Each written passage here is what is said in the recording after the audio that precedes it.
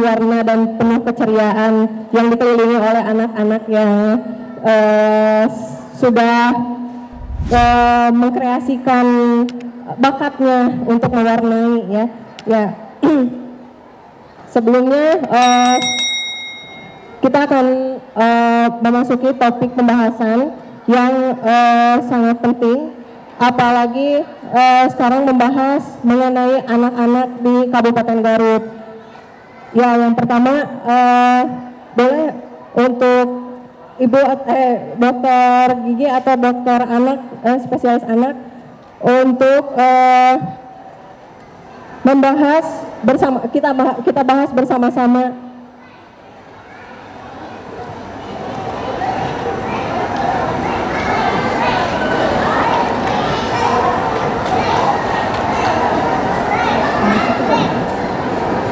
ya. Boleh dok, untuk pembahasan pertama mengenai ya perkenalan mengenai dokter gigi anak gitu. Bisa diceritain sedikit nggak dok, yang membuat dokter tertarik untuk menjadi dokter gigi anak itu apa sih dok? Assalamualaikum warahmatullahi wabarakatuh. Saya perkenalkan dulu ya, nama saya Yani Amalia, dokter gigi anak di Rumah Sakit Nur Hayati. Pertanyaannya, kenapa apa yang membuat dokter tertarik untuk menjadi dokter spesialis gigi anak? Apa ya, pertama memang saya mungkin suka anak, terus tertarik banyak hal-hal kasus gigi anak yang sakit apa sih, jadi akhirnya dicari kenapa, penyebabnya apa, masalahnya apa gitu. Jadi ingin tahu penyelesaiannya juga yang hubungannya dengan gigi anak. Nah, biasanya pasien anak ini datang ke dokter dalam kondisi seperti apa sih dok sebetulnya?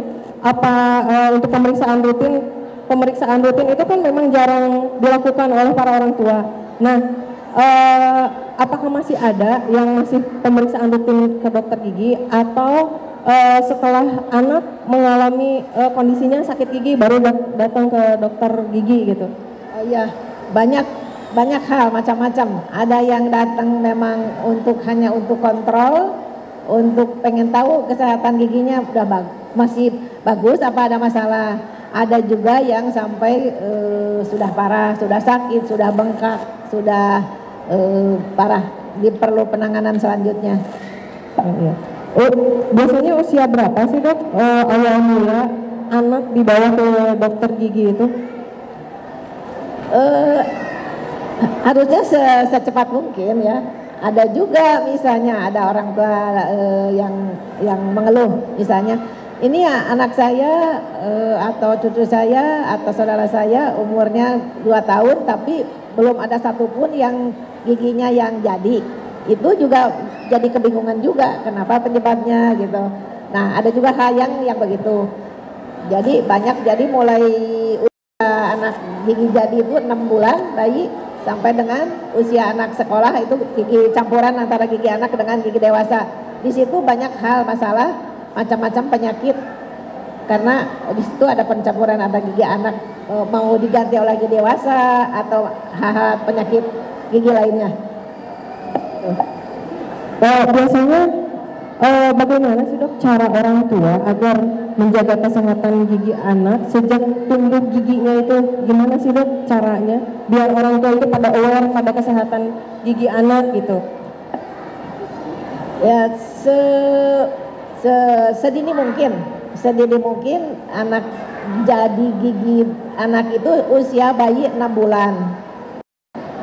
Selanjutnya jadi bertambah waktu, bertambah jadi gigi selanjutnya sampai gigi lengkap itu usia 2 tahun. Jadi banyak juga yang mulai kecil belum 2 tahun giginya udah rusak. Nah, jadi harus diperhatikan sejak awal pemeliharaan oleh di rumahnya sendiri dulu, oleh orang tua sendiri, lingkungan rumah.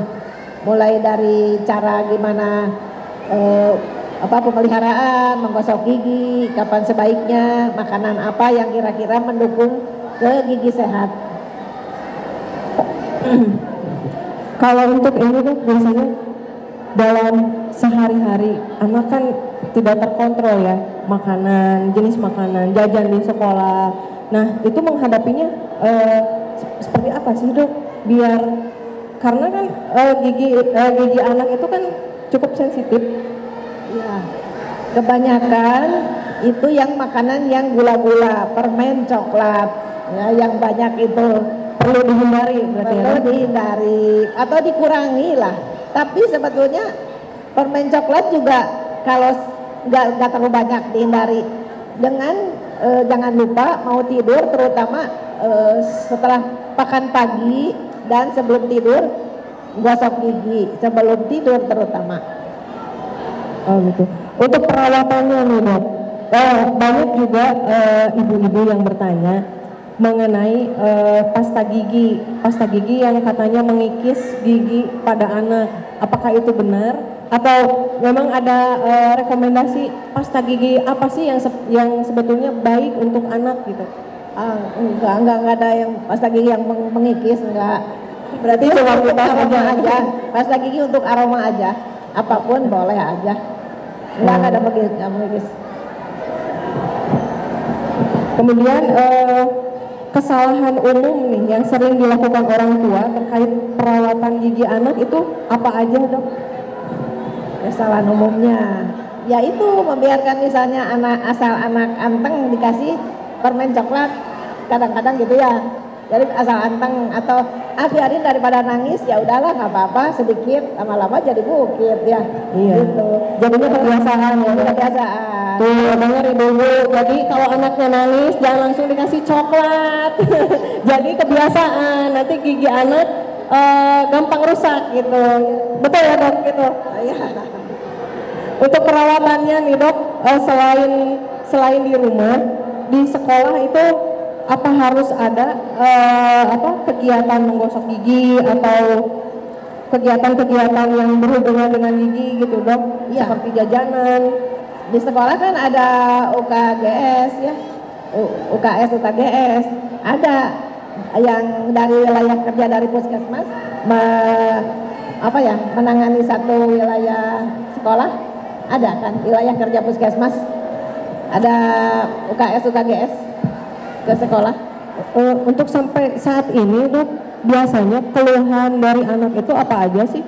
Apakah gigi berlubang atau hanya sakit gigi atau apa? Ya udah berlubang, udah bengkak, baru nggak bisa tidur, nggak bisa makan, nggak bisa sekolah. Ya, itu. ya gitu, nggak bisa makan, susah makan kan, ke perkembangan badannya juga berpengaruh. Berarti Nggak bisa itu makan gitu. kasus yang paling banyak ya dok? Ya banyak. Luar biasa ya. Berkaitan dengan gigi anak memang sulit untuk dihindari, apalagi kondisi anak yang memang suka makan makanan manis, coklat, permen, itu memang udah susah dihindari, kecuali ibu-ibunya aware terhadap kesehatan gigi anak ya dok. Kalau udah parah, Iya betul. luar biasa. Ya, hari ini tidak hanya membahas tentang kesehatan gigi anak saja. Di sini juga ada dokter spesialis anak. Dok? Ya. Dokter, untuk pertama-tama nih dok, dokter kenapa sih tertarik untuk menjadi dokter spesialis anak? Sebelumnya perkenalkan dulu, saya Dr. Azri, dokter spesialis anak. Saat ini bertugas di Rumah Sakit Umum Nur Hayati Garut, Cikadiam, dan RSUD Malangbong. Jadi apa yang membuat kita atau saya tertarik ke mengambil pendidikan dokter spesialis anak? Yang pertama ya sama ya seperti dokter Yeni tadi sampaikan bahwa ya suka dengan anak-anak gitu, baik itu secara anak-anaknya secara fisik gitu ya, baik ataupun dunia anak itu lumayan seru lah untuk kita dalami. Terus yang kedua, selama mungkin 5 tahun saya jadi dokter umum, dominan memang didominasi oleh kasus-kasus anak. Jadi akhirnya saya mantap untuk ngambil spesialisasi di bidang dokter spesialis anak. Oh, gitu. Ada tantangan tersendiri nggak dok menjadi dokter spesialis anak? Ya, jadi tantangan sendiri ya terhadap menjadi dokter spesialis anak itu yang kita harus pahami bahwa anak itu bukan miniatur orang dewasa atau bukan orang dewasa dalam bentuk kecil, tapi dia mempunyai kompleksitas yang berbeda. Jadi kalau pada anak itu, kalau kita periksa kesehatan, kita harus periksa 3 hal yang harus wajib kita periksa. Pertama adalah fisiknya, apakah fisiknya sehat. Terus yang kedua adalah kita periksa tumbuh kembangnya, apakah tumbuh kembangnya baik sesuai usianya atau sesuai dengan seharusnya. Terus yang ketiga adalah psikososialnya, yaitu emosionalnya, mentalnya. Tadi sempat disinggung tentang depresi, bullying dan sebagainya, itu pun harus kita nilai. Di samping itu juga yang keempat, bahwa dokter anak itu mempunyai empati yang berbeda gitu. Karena kalau anak sakit, biasanya yang panik itu hampir semuanya, bahkan melebihi dari panik kalau misalnya orang dewasa sedang sakit. Jadi jadi dokter spesialis anak tantangannya kita harus lebih aware dan juga memberikan empati yang mungkin lebih terhadap kondisi anak yang saat ini kita hadapi gitu. Ya. Nah, berkaitan tadi membahas soal kesehatan anak. Nah, sekarang kan cuacanya lagi tidak baik ya dok, sering hujan gitu, terus angin juga gitu. Sekarang rata-rata banyak anak yang mengalami flu, batuk, sakit. Nah, itu gimana sih dok menangani hal itu gitu, karena ini hampir banyak anak yang mengalami kondisi seperti itu gitu. Ya, jadi Cuaca. ya, jadi kejadian batuk dan flu ketika musim penghujan itu sebetulnya memang umum terjadi gitu ya. Dari data yang kita ada di data kesehatan kita, bahwa memang saat ini sedang terjadi peningkatan virus influenza ya, baik tipe A, tipe B, tipe C dan tipe D. Bahkan ada juga varian COVID yang sedang lagi meningkat walaupun gejalanya masih ringan ya. Jadi memang saat ini sedang meningkat baik di Indonesia maupun di negara Asia Tenggara. Nah, ini penyebabnya apa? Penyebabnya biasanya dengan adanya musim penghujan ini atau musim hujan ini, biasanya dia akan meningkatkan perkembangan dari virus tersebut.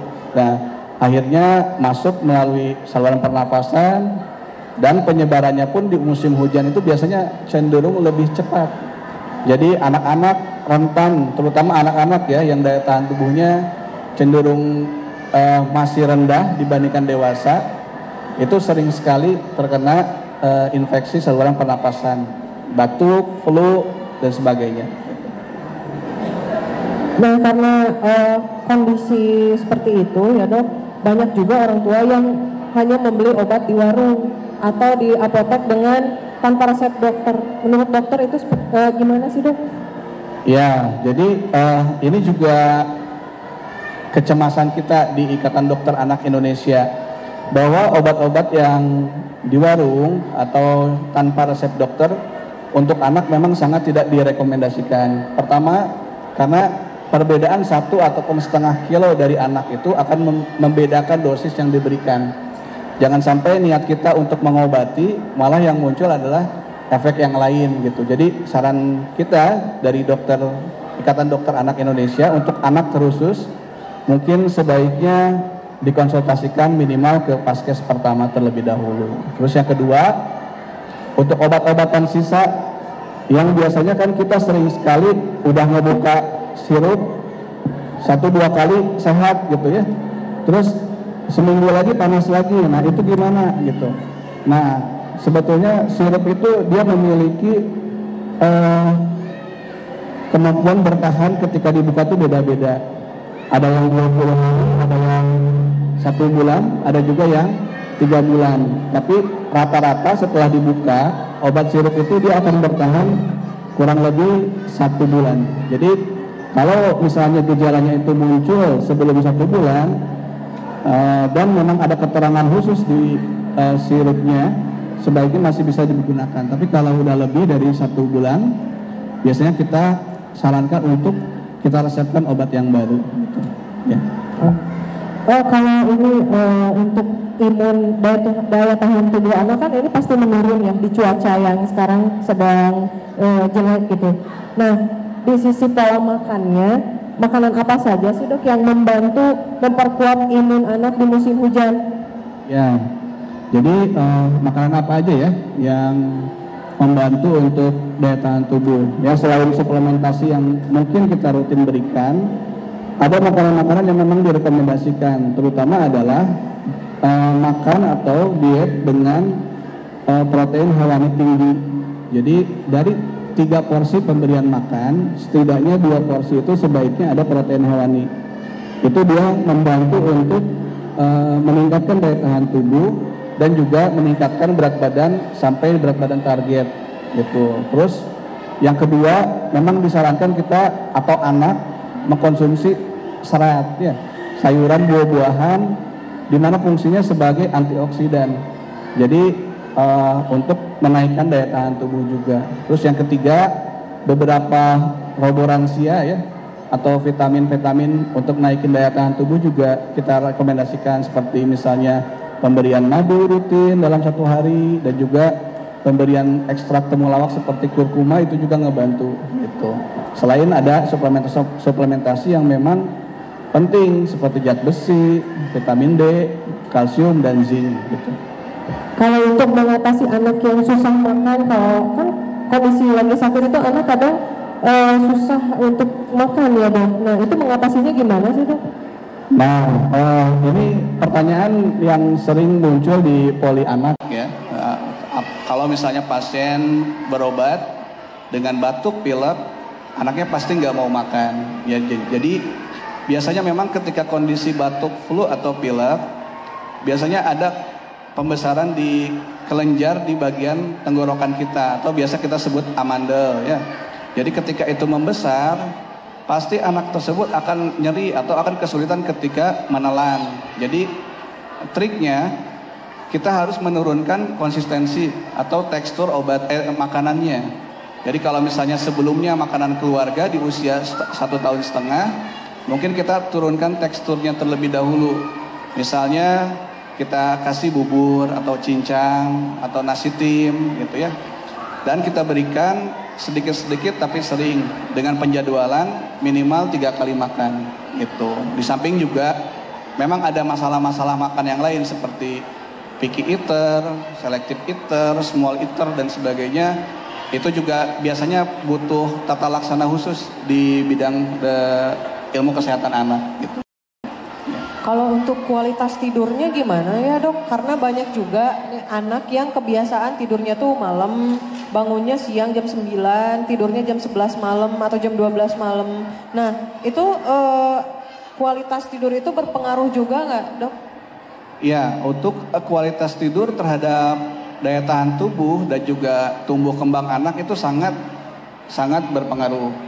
Jadi rekomendasi dari kita Ikatan Dokter Anak, setidaknya anak itu harus tertidur lelap di jam 11 malam. Karena di jam 11 malam itu adalah puncaknya hormon pertumbuhan, detoksifikasi dari radikal bebas tubuh kita, dan dia berfungsi juga sebagai perkembangan kognitif anak. Jadi setidaknya jam 11 itu harus tidur nyenyak. Nah, untuk sampai ke tidur nyenyak, anak itu harus 2 jam sebelumnya harus memulai tidurnya. Jadi paling terlambat memang setidaknya di jam 8 atau jam 9 anak itu sudah tidur, sehingga jam 11 anak tersebut bisa memperoleh detoksifikasi, peningkatan hormon dan juga fungsi kognitifnya supaya maksimal gitu. Nah, berkaitan dengan pola tidur yang tidak teratur nih, dokter izin, kalau misalkan malam-malam anak itu masih ada yang belum ngantuk, belum mau tidur gitu ya, makan makanan manis nih, dok. Ini gimana dok tanggapannya dok? Yang berpengaruh itu yang malam-malam makan terutama, apalagi makan manis. Kalau cuma minum sih nggak apa-apa, tapi minumnya air putih. Yang minum susu juga kan, susu botol di bawah tidur itu juga berpengaruh ke gigi rusak, ke kerusakan gigi. Apalagi kalau makanan.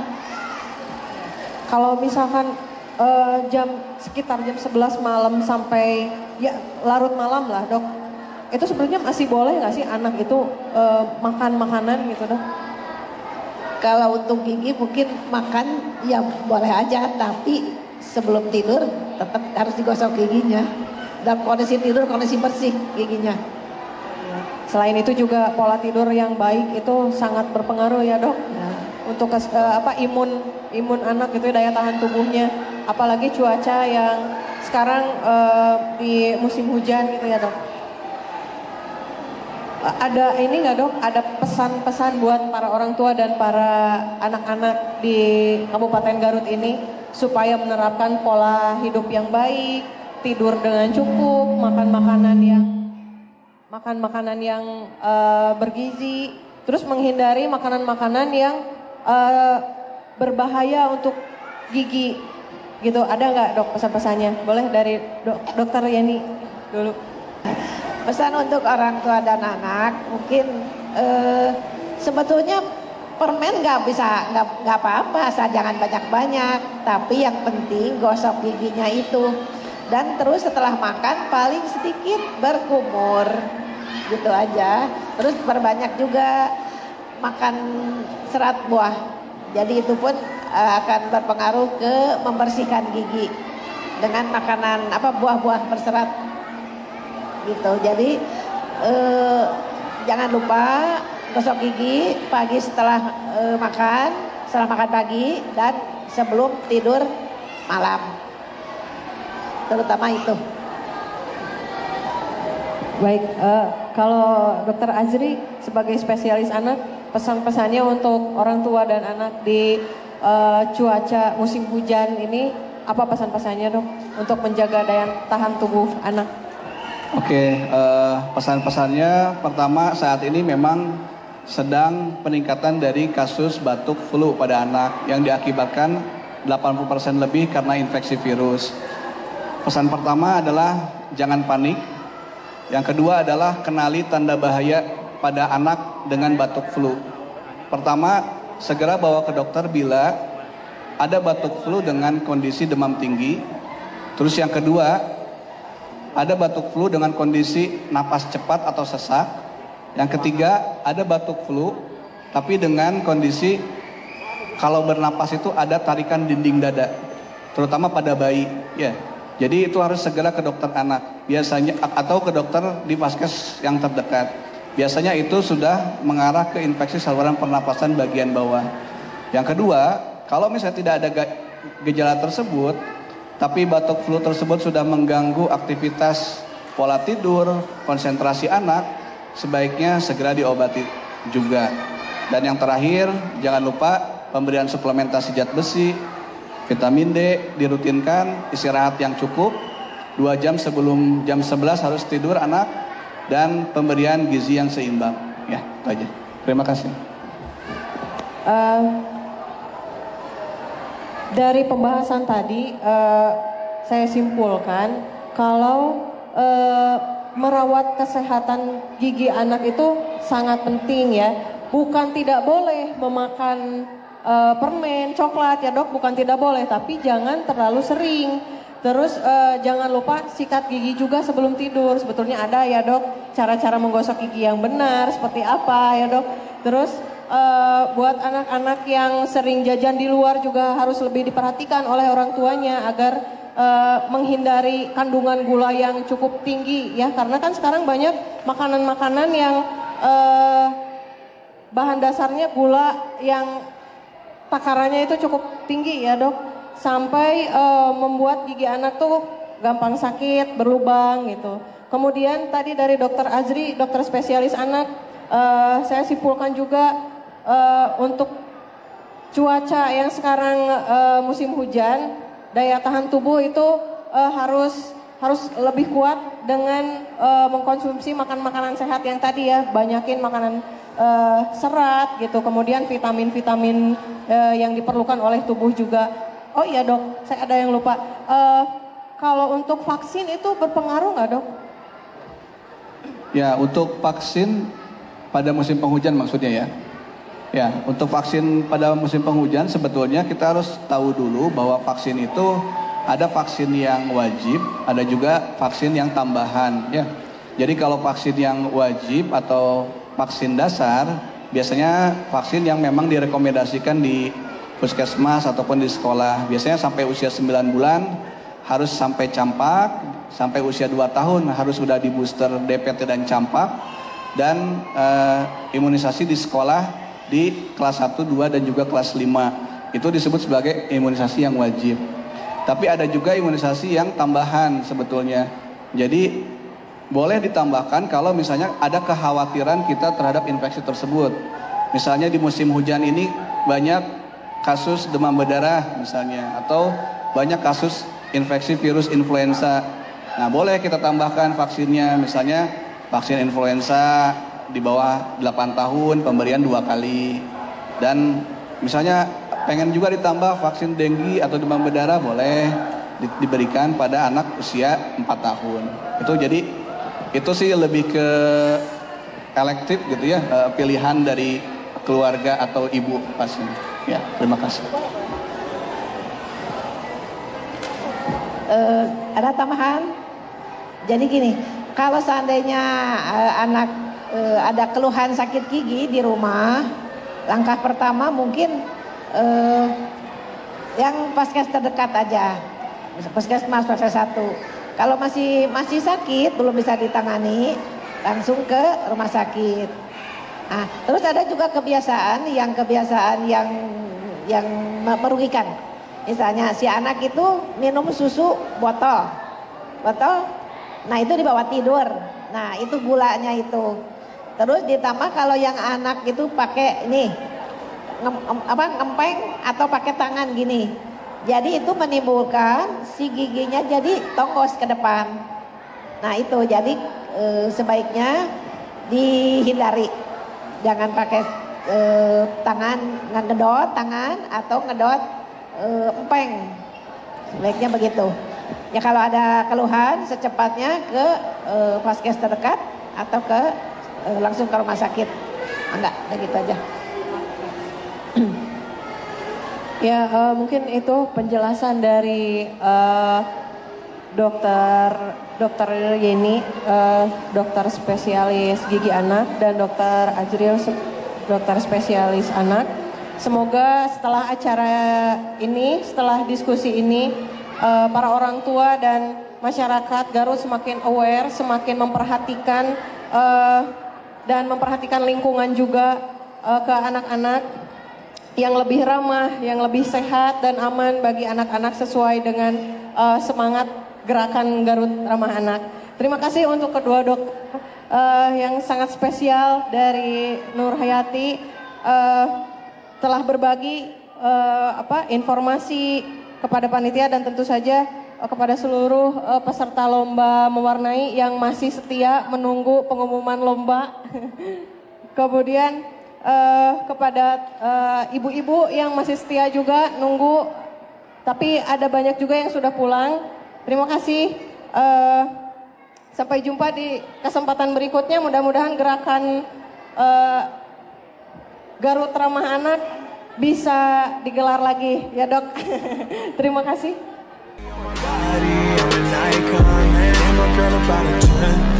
I should fuck her in the Benz.